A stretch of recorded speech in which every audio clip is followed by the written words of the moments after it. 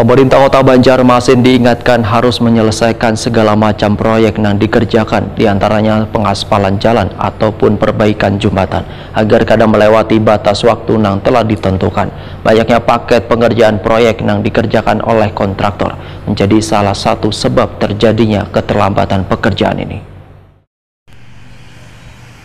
Pemerintah Kota Banjarmasin diingatkan harus menyelesaikan segala macam proyek yang dikerjakan, diantaranya pengaspalan jalan ataupun perbaikan jembatan, agar kada melewati batas waktu yang telah ditentukan. Untuk menghindari permasalahan tersebut, seharusnya di semester kedua proyek sudah harus mulai dikerjakan, supaya di akhir tahun pengerjaan mengejar target hingga terjadi asal-asal hingga mengurangi kualitas.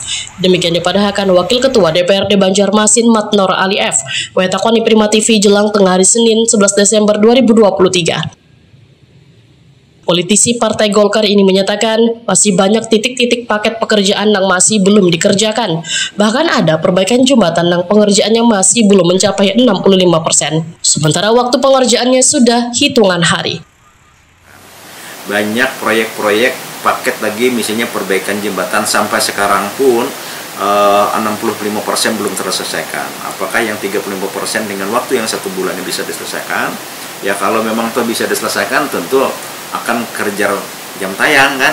Nah kalau yang namanya kita kerja jam tayang itu kualitas itu akan sangat berpengaruh.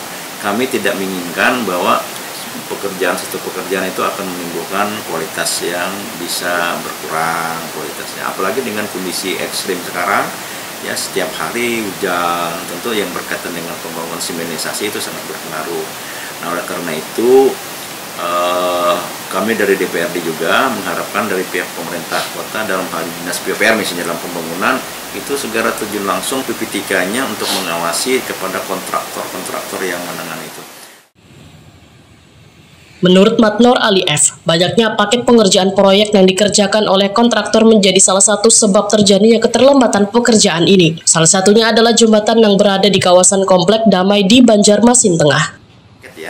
Ini kalau saya pantau ini dalam satu kontraktor dia banyak paket, Pak. Paket 1, paket 2, paket 3. Dia mengerjakan ini lambat.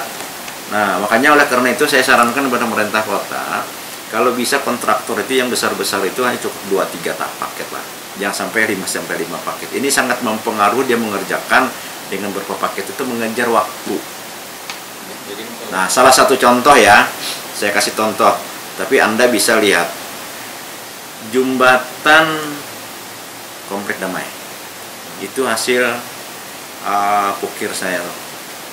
Nah, pukir saya itu sebenarnya terhitung TMMT waktu dia mengerja kontraknya itu 120 hari dari bulan Juli, 13 Juli. Artinya dia harus selesai di 13 bulan November.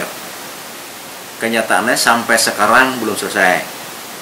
Diperpanjang lagi dengan kesepakatan dengan warga, desakan warga karena over waktu, diperpanjang sampai tanggal 20 Desember ini.